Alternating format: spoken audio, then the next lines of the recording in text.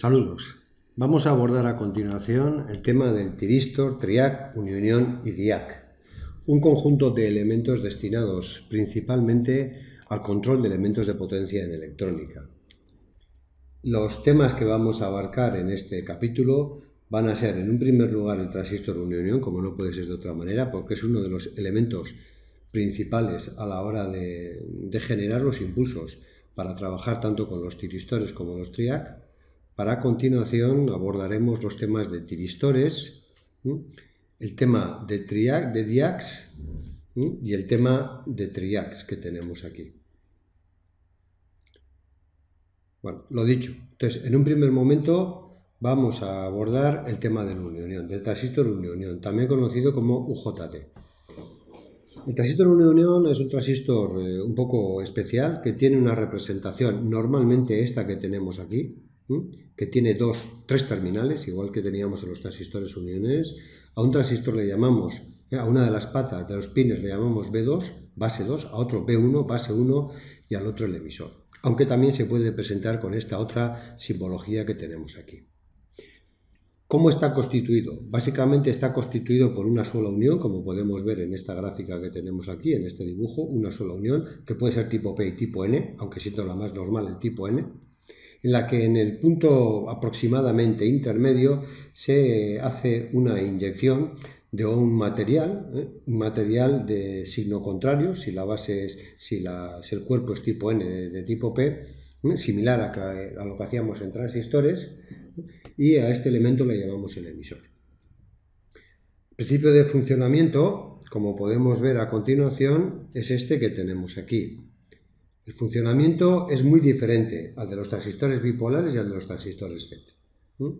Como hemos indicado, el material que conforma el cuerpo principal tiene una resistencia determinada, entre 4 y 12K, es decir, que entre este punto y este yo suelo tener una resistencia aproximada de 4 a 12K. Si lo vemos en su representación esquemática eléctrica, lo podríamos ver de esta manera. Es decir, es un elemento que presenta una resistencia entre el punto B1 y emisor y otra entre el emisor B2 y emisor y otra entre emisor y B1. Con lo cual va a querer decir que yo voy a tener aquí el equivalente a dos resistencias entre estos dos puntos. A esta resistencia que se nos presenta entre las dos bases se le llama RBB. Y el emisor que forma una unión, como hemos comentado, una unión PN, solamente que en este caso lo que no nos hace es cortar el paso de corriente entre la base 1 y la base 2. Entonces, aproximadamente este emisor se inyecta en la zona intermedia de las dos bases. La tensión, la diferencia de potencial o la distribución de tensión que hay entre el emisor y la base 1 es el valor típico, la característica típica de un semiconductor. Es lo que se conoce con el símbolo griego de eta. Y su valor típico suele rondar, dependiendo de los diferentes tipos de transistores, entre 0,45 y 0,8 el valor de la extensión entre base 2 y base 1. ¿Cuál es su principio de funcionamiento? El principio de funcionamiento es, vamos a decir, similar a un Zener. Es decir, yo voy a tener una tensión, voy a aplicar una tensión entre las dos bases y fija, continua, y lo que voy a hacer es ir incrementando la tensión emisor base 1. Va a funcionar tal y como decimos aquí como un Zener, es decir, normalmente la resistencia o la impedancia que presenta esta unión va a ser muy elevada y al ser muy elevada no va a circular corriente por aquí. Hasta que llegado un momento en el que esta tensión supera o tiende a superar el valor del tau por VB, de la eta por VBB, el valor típico de esta tensión entre estos dos puntos, en ese momento se produce, como veíamos en el Zener, un efecto Zener, con lo cual su impedancia, la impedancia de este diodo, baja prácticamente a cero y se provoca un paseo súbito de corriente entre el emisor y la base 1. Es decir, lo que hace es alcanzar lo que se conoce como el punto de avalancha. Esto que es un poco así difícil de explicar, se ve como siempre, perfectamente en la curva característica. La curva característica de una unión es esta que tenemos aquí. Una curva característica en la que representamos en el eje horizontal, representamos la tensión la emisor base 1. Es decir, en este eje representamos la tensión emisor base 1. y en este otro eje representamos la intensidad emisor base 1. Es decir, lo que estamos haciendo es representar la tensión entre estos dos puntos y la corriente entre estos dos puntos. Como hemos comentado antes, hasta que no llegue yo a la tensión de pico que como hemos comentado será igual a la eta por el valor de la tensión V2, V1, es el parámetro característico de la unión. Hasta que yo no llegue a ese punto de la tensión de pico, la corriente que va a circular entre emisor y base 1 va a ser prácticamente cero, prácticamente nula. Lo que pasa es que a partir de este instante, lo que ocurre es que la resistencia que se presenta entre emisor y base 1 es prácticamente cero, con lo cual la corriente inmediatamente, la tensión baja inmediatamente a prácticamente cero, a la tensión de valle, una tensión muy baja, y la corriente aumenta a un valor muy elevado. Un valor muy elevado, bueno, muy elevado, un valor elevado que va a depender, como es normal, en función de la resistencia que yo tenga que colocar dentro o debajo de la base 1. Como indicamos aquí, los parámetros con que nos encontramos son pues bueno, la tensión de valle, que es la tensión que se mantiene entre emisor y base 1 cuando el tiristor, el unión está disparado. El VP, la tensión de pico, que es la tensión a la cual se produce el salto a la conducción inmediata de la unión, que como hemos comentado antes es igual a eta, parámetro característica de la unión, multiplicado por la tensión base 2, base 1. La intensidad de valle, que es esta intensidad que tenemos aquí, y la intensidad de pico, bueno, pues esta intensidad, la intensidad que circula no tiene mayor importancia cuando se produce el disparo del unión. Básicamente eso es todo, y las aplicaciones para las cuales se utiliza un unión es para, tal y como tenemos aquí, sobre todo para generadores de pulsos u osciladores de relajación. El circuito típico es este que tenemos aquí, en el cual tenemos aquí el unión, tenemos una fuente de alimentación, y a este unión lo que hacemos es aplicarle una tensión entre base 2 y base 1 a través de R6 y de R8. Es decir, yo voy a tener aquí aplicada una tensión.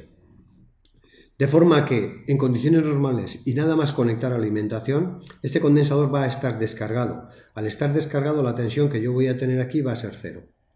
Lo que va a ocurrir es que como de momento la corriente que circula por aquí es cero, porque como recordamos todavía estamos en esta zona de aquí en el que la intensidad emisor base 1 es prácticamente nula, lo que hace este condensador es ir cargándose, es decir, si vemos en esta forma de onda, el condensador lo que hace es ir cargándose. ¿Hasta cuándo? Hasta que llegamos a la tensión de valle. En el momento en que llegamos a la tensión de valle, lo que hace la resistencia emisor base 1 es disminuir, con lo cual lo que provocamos es que la corriente que circule sea muy elevada, es decir, lo que provocamos cuando llegamos a esta tensión, que sería esta la tensión de valle, lo que provocamos es que esta resistencia sea prácticamente cero, con lo cual empieza a circular una corriente por aquí.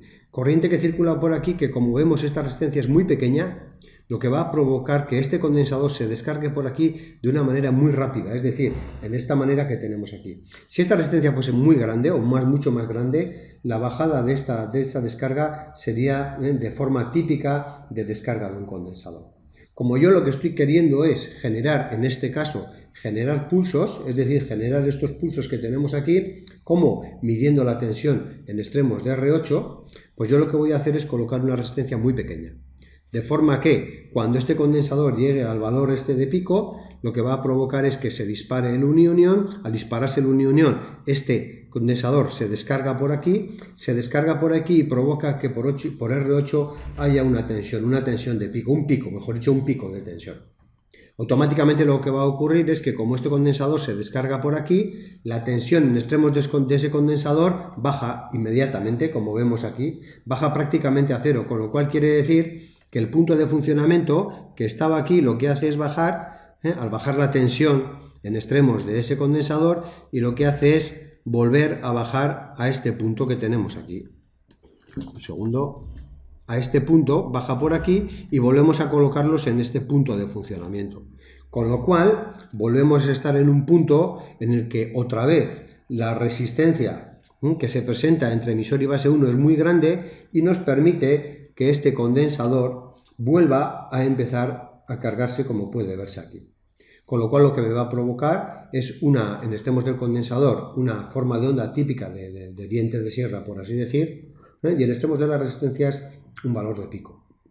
¿De qué características vamos a tener aquí? La principal característica que vamos a tener aquí es el tiempo, es decir, el tiempo que hay entre un pulso y otro. ¿De qué va a depender? Va a depender de dos cosas. Va a depender del tiempo que tarde en cargarse el condensador. ¿Y eso de qué depende? Del valor de la resistencia de la célula RC. Es decir, a mayor valor del condensador, este tiempo va a ser mayor y la distancia entre pulsos va a ser mayor, o a mayor resistencia que tenemos aquí le va a costar más, tiempo mayor, a menor resistencia le va a costar menos cargarse y tiempo menor. Es decir, de esta manera voy a conseguir yo que estos pulsos, el tiempo de estos pulsos pueda ser variable. Bueno, básicamente es lo importante. Veremos más adelante que se utiliza para controlar circuitos de carga, circuitos con tiristores, y lo que vamos a pasar a continuación es a montar la práctica. Va a ser la práctica del circuito que acabamos de analizar, de este circuito que tenemos aquí. Entonces la práctica va a ser esta. Y lo que vamos a hacer es colocar aquí una resistencia variable y veremos cómo, variando el valor de esta resistencia, voy a variar yo la carga, el tiempo de carga del condensador, o sea, el espacio, el tiempo de carga del condensador, o sea, el espacio de tiempo entre impulsos. Para eso lo abrimos en multisim. Bueno, tenemos aquí el circuito que hemos comentado, la resistencia variable, una fuente de alimentación de 20 voltios y un osciloscopio. Lo que vamos a hacer es, con el osciloscopio, dos canales, el A y el B. En el A voy a medir yo la tensión de carga y descarga del condensador, y en el B voy a medir yo, le voy a cambiar de color, voy a medir yo, en el B voy a medir los picos en extremos de la resistencia. Si abro, aquí tenemos el osciloscopio, si le doy marcha a la simulación, pues bueno, pues vemos como tenemos aquí, vamos a pararlo, los valores de las tensiones, valor de carga del condensador y cuándo se produce el impulso. Si yo ahora a continuación varío el valor de esta resistencia, ahora la tenemos al 35%.